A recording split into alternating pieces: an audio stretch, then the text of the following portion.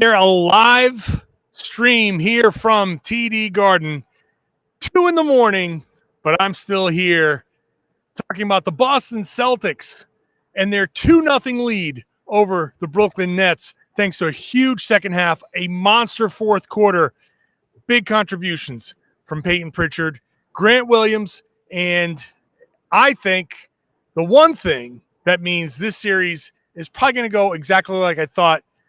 Celtics in 5. I'm talking about it right now on the Lockdown Celtics podcast. Be ever ready. Recognize the city of champs. Boston, baby, we do what you can't.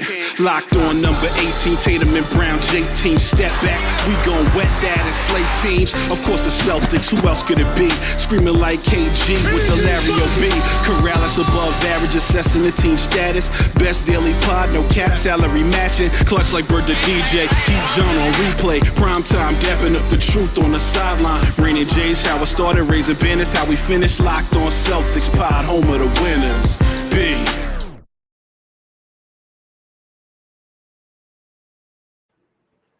Hey there, thank you for making Lockdown Celtics your first listen every day and part of your daily routine Monday through Friday. I'm very happy to be here live at the TD Garden, live streaming on both my, I believe, Twitter page and my YouTube page. I figured what better way to get this out as directly as possible than live streaming it right now. So thank you for making this your first listen. Lockdown Celtics is free. It's available wherever you get your podcasts. And it's on YouTube, like I just said.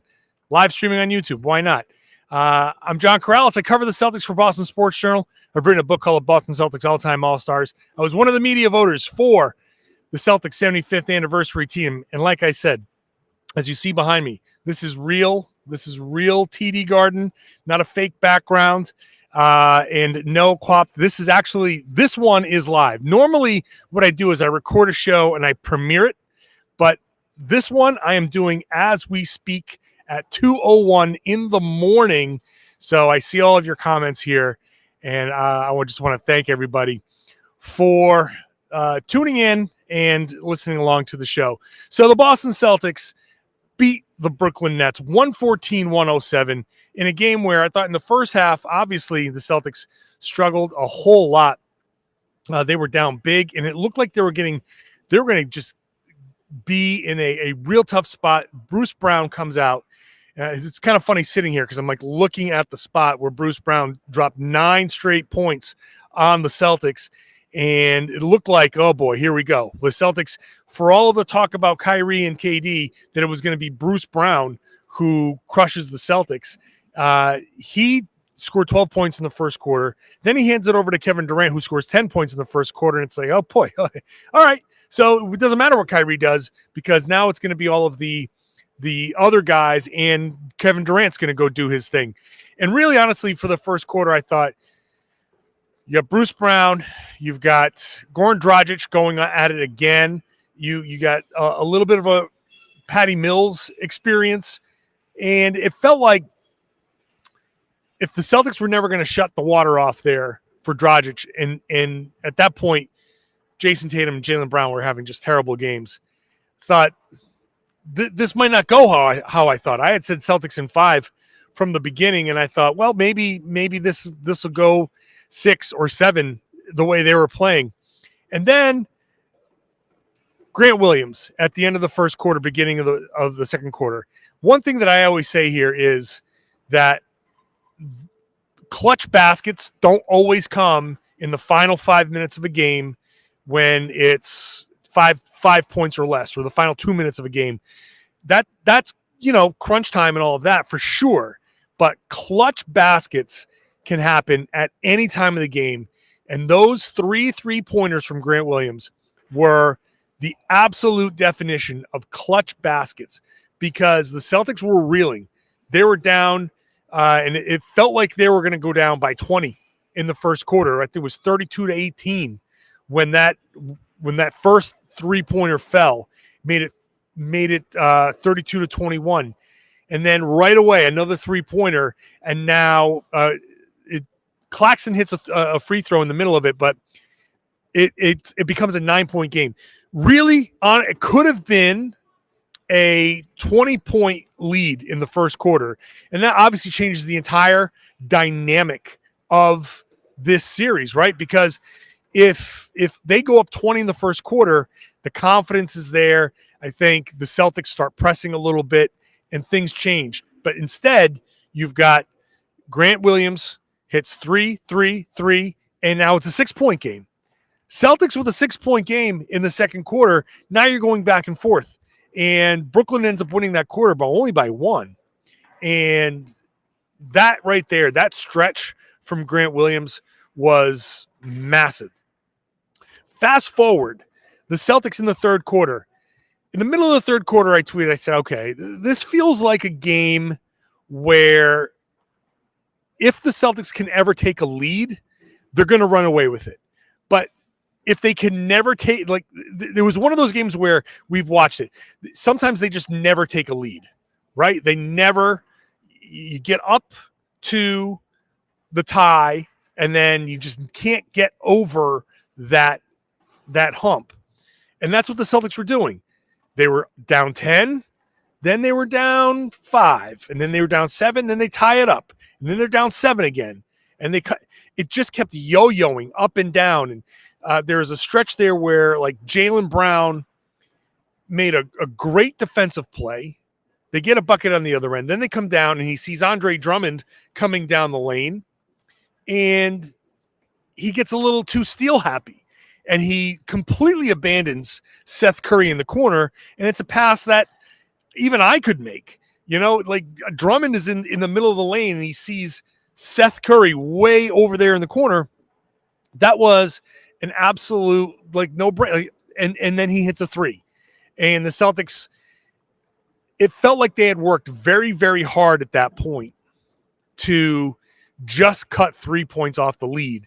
And I thought, man, if the Celtics can just get a 1-point lead, that's all you need. Just get that 1-point lead.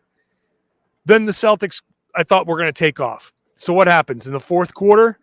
Where's the next set of clutch baskets? It's Payton Pritchard at the beginning. Not just clutch baskets, clutch rebounds. Payton at the beginning, coming in, flying in for rebounds. The Celtics were giving up a ton of second chance opportunities for the Nets because they just couldn't clear out rebounds. And one thing Drummond can do, I don't think he's very good overall, but one thing he still can do is rebound. And he was rebounding very, very well. And I thought Pritchard comes in and does a great job just being a pest and not just rebounding, not just hitting shots, but rebounding, getting out there in transition, forcing the issue, and then the Celtics really start get going. Pritchard hits a jumper to make it a 2-point game, and then all of a sudden, boom, bang, it's a 12-point game within a few minutes. And it was exactly the way I thought it was. To see the Celtics get that lead and start to run away with it, it just never felt like the Brooklyn Nets could kind of stem the tide, because once the Celtics get going against that Brooklyn defense, the defense that Brooklyn plays is not god awful, but it's not good either. Once you get going and you start forcing them to make quick decisions, you kind of get whatever you want. And then at the end, Brooklyn was forced to go full court press, and that's just an absolute mess. Like, I understand that you say, hey, we got to start picking up full court because we're down by 10 and the time's running out. But even then, I would give the Celtics the 7 seconds to walk it up over the court and then just start trapping them in the half court, and don't spread your defense all the way out to 94 feet, because they gave up 2 layups to Pritchard. Pritchard got 2 layups to seal this thing at the end. Bottom line here, Pritchard and Grant Williams were the 2 keys to this game. In the next segment, I will talk about why I think the Nets are kind of cooked, and that has everything to do with Kevin Durant. First, let's talk about BetOnline, your number one source for all your betting stats, sports information. And I haven't checked the new numbers from BetOnline, but I'm sure the Celtics odds now for making the finals have jumped a little bit, especially after the Milwaukee Bucks lost to the Chicago Bulls. Well, I'll mention that a little bit later on. For all your latest league news, basketball, Major League Baseball, whatever sports you want to watch out there, golf, tennis, it's all out there on BetOnline. It's your continued source for all sports wagering information, live betting, playoffs, esports. It's all right there. Head on over to the website or use your mobile device to learn more about the trends in action. BetOnline is where the game starts. Please gamble responsibly. From the Brooklyn side, I thought it was very interesting that Kevin Durant was saying after the game that, I feel people around me all the time. I can see Al Horford coming out and just looking to hit me when I'm, he talked about how often he's getting hit. He took 20 free throws in this game, but he was 0 of 10 in the second half. And that right there is a real big deal for the Celtics, even with all of the free throws. And that's a lot, but I think if you can't hit those jumpers, then that's all of Kevin Durant's game. With Kyrie not playing particularly well and the Celtics finally turning off Goran Dragic's water in the second half, Dragic had, what do you have in the second half? Well, in the fourth quarter, he had 2 points, and in the second half, he ended up with, that was it, the 2 points in the fourth quarter. So that was, I think, the big key to the turnaround.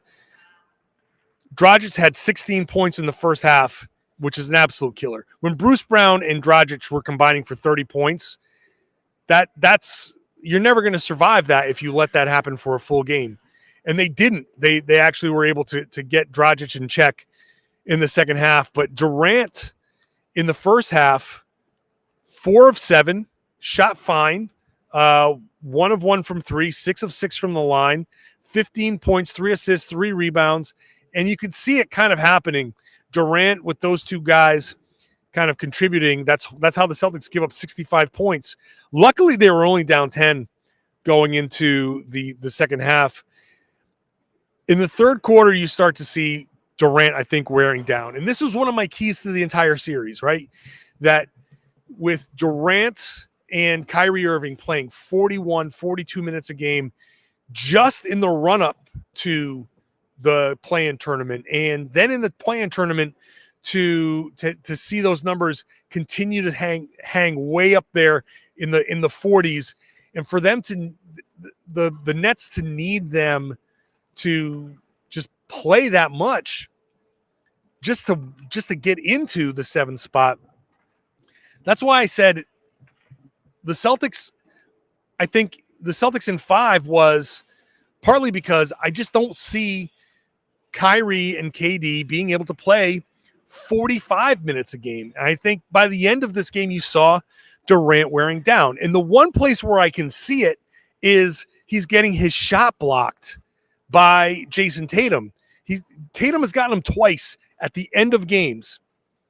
That to me shows that Durant is getting a little sloppy, is getting a little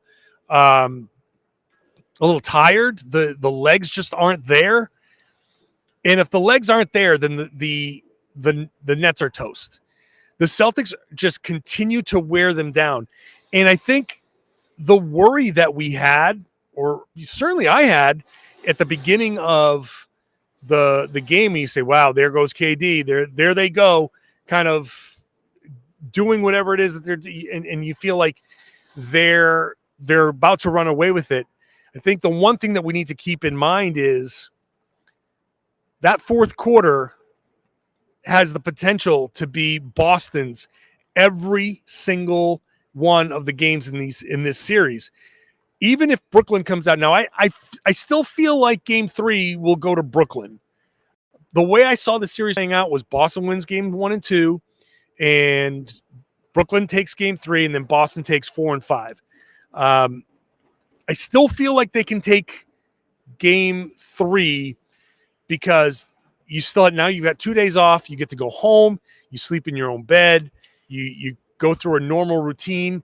The crowd is juiced. I expect some crowd at Barclays Center. I expect them to be somewhat animated, and I think that will end up carrying Brooklyn and carrying KD to a win in game 3. And I think maybe you'll see Grant Williams go back to, 1 of 4, 1 of 5, and Payton Pritchard not being as effective as he was in this game. And so I feel like game 3 is theirs to grab. Now, obviously, if they don't win game 3, then this thing is over. But yes, and right. And William, Kyrie will not be booed. So I just feel like they'll feel more comfortable and they'll get that one game under their belt. But there's only one day off. They play Saturday and then they play Monday.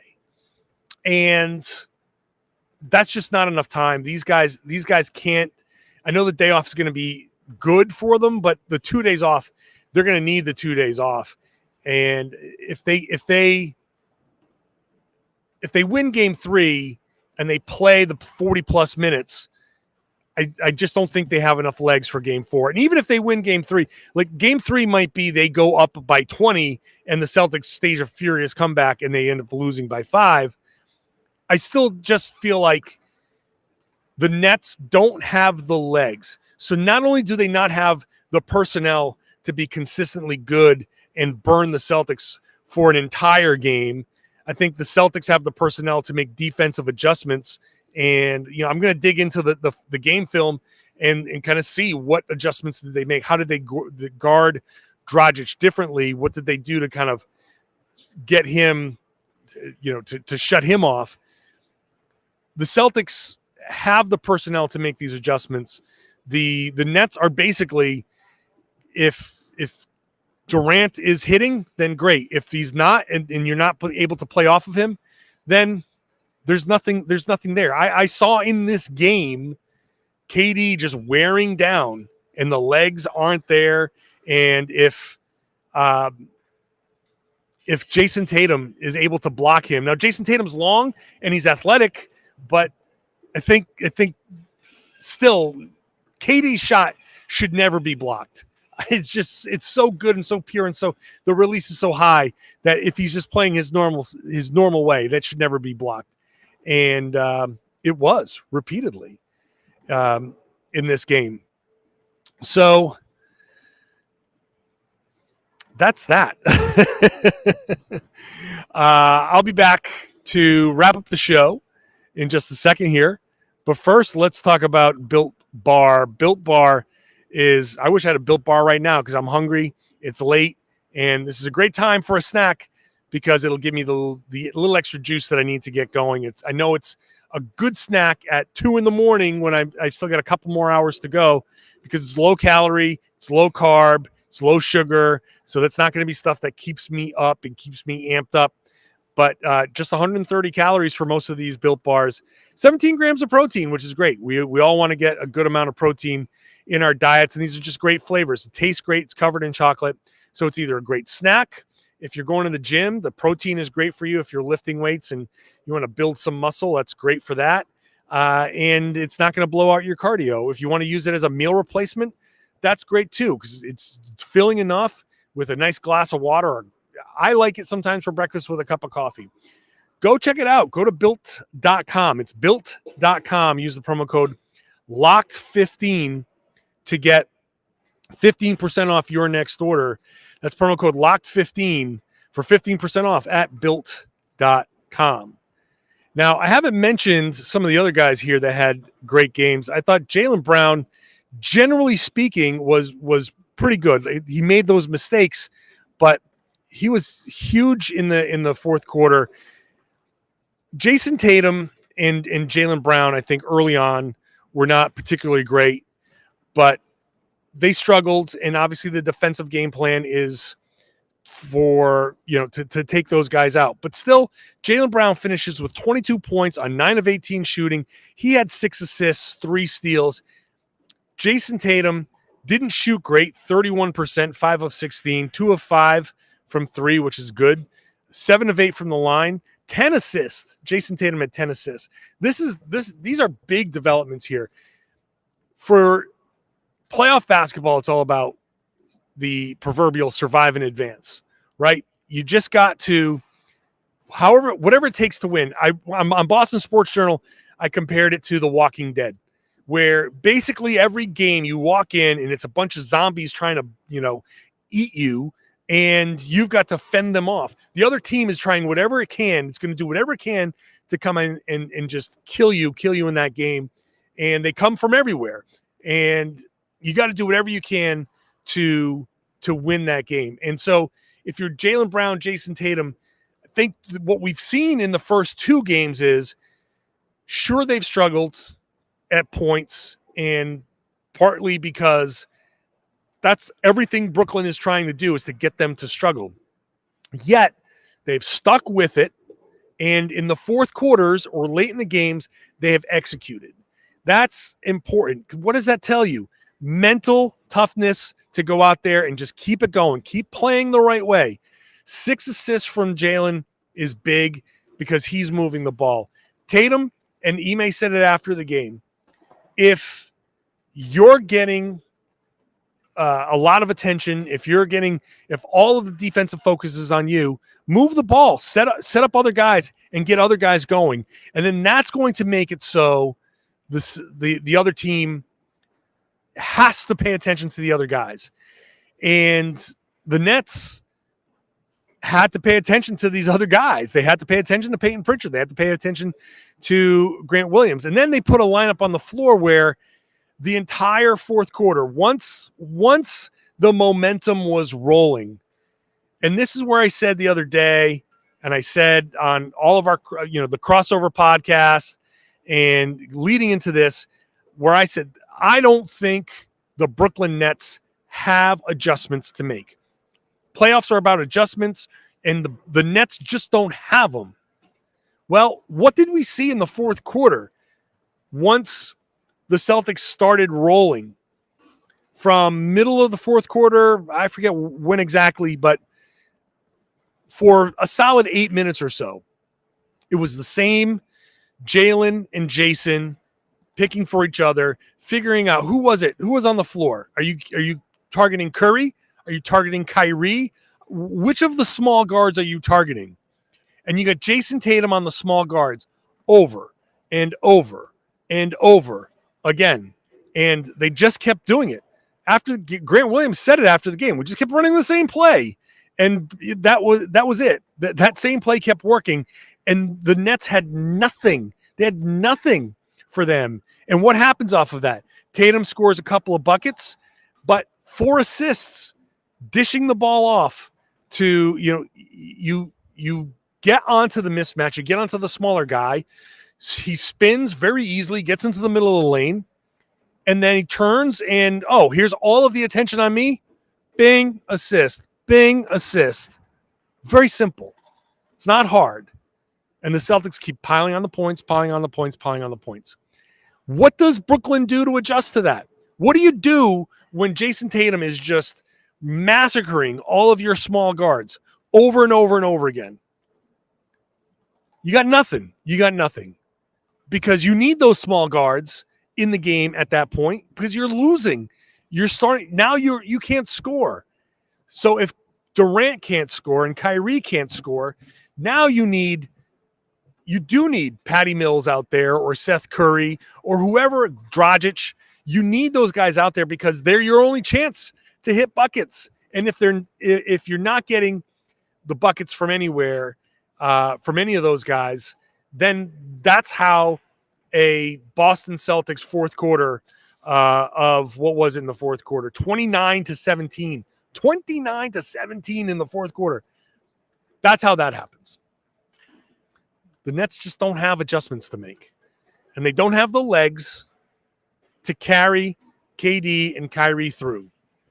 I mean, I don't want to take a big victory lap yet because the series isn't over. But so far after 2 games, this is kind of going how I thought it would go. This is exactly what I thought was going to happen. The Celtics have too many options, too many different ways to go. And I haven't even talked about Al Horford, who fouled out but was great in this game.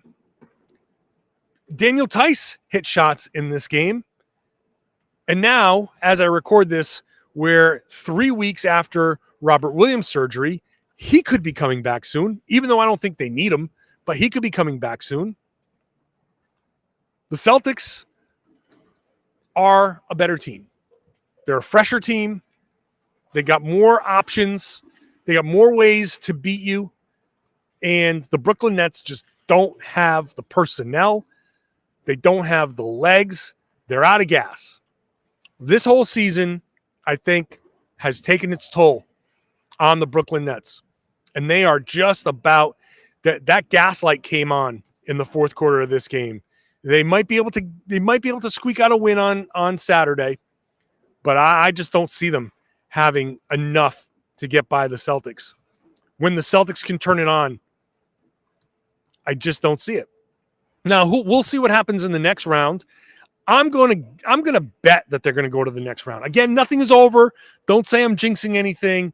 Nothing is over yet, but I do think there's going to be a next round for the Boston Celtics. Who are they going to play? That's going to be the question now. And I will end the show on this. The Milwaukee Bucks lost to the Chicago Bulls in Game 2. That series is tied at 1. And now Chris Middleton is out with a sprained MCL. And we don't know how long he's going to be out. And I'm not saying the basketball gods are at play here, because the Milwaukee Bucks had a choice. They could have taken the 2 seed and played the Brooklyn Nets and would have had, I think, a lot of the same advantages that the Celtics had, and would have had a defense that could shut down Brooklyn. I never understood why people were avoiding Brooklyn so much, because of the things that we're seeing, because of what we're seeing. I don't know. Now Milwaukee, I still think Milwaukee's going to win this series, but man, they're going to have a big tough time here. It's going to be a real tough time for Milwaukee. I don't know. I'm just saying, Celtics went out there and played to win, and they're being rewarded for it. Brooklyn, not a great team. 2 great players, 1 transcendent star. But even Kevin Durant, at this point, with all that he's played, all the minutes that he's played, I just don't see it. I just don't see it. All right. That live stream, I want to thank everybody for watching, and thank you for all of the comments. Piper, 2 tough wins now. He acts like the Nets are a pushover. Hey, look, the Nets aren't a pushover, but in the fourth quarters, they ran out of gas. Hate to tell you, buddy, they ran out of gas. You tell me, man. You tell me. How are the Nets going to beat the Celtics in this? 2 hard-fought games, very, very difficult games. You got a transcendent game from Kyrie in Game 1. And the rest of the team shot the lights out. KD was the only one who didn't shoot well. Everyone else shot over 50%. They shot over 50% as a team in Game 1. And the Celtics shot 37% as a team. And they still won. Yeah, it was at the last second, but they still won after all of that. And then this game, second half, Celtics smoked them in the second half. So, no, the Nets are not a pushover, but they just don't have what it takes to win. So, 5 hard-fought games is still Celtics in 5. All right, thanks, everybody. Next game is Saturday. I will be in Brooklyn, and I will be there and hopefully podcasting for you. Maybe when it's this late. I can't believe I'm still here at 2:30 in the morning. Oh, my God. But I will be there in Brooklyn. So you've got a podcast. This is the Thursday podcast. You will get a Friday podcast from me because it's a Monday through Friday show. And then Saturday night, I will give you a bonus podcast to get you all caught up after that post game. So thank you for listening. Thank you for watching. The show is free, daily, and available everywhere podcast exists. And the show, obviously, as you're watching on YouTube, shows on YouTube. So if you're not a subscriber, you're new, you're just checking out the live stream, thank you for doing so. And hopefully you'll subscribe. If you are a subscriber, I hope you like the podcast, comment on the podcast, share the podcast, tell your friends, tell everybody they should be listening to and watching the Locked On Celtics podcast right here on the Locked On Podcast Network.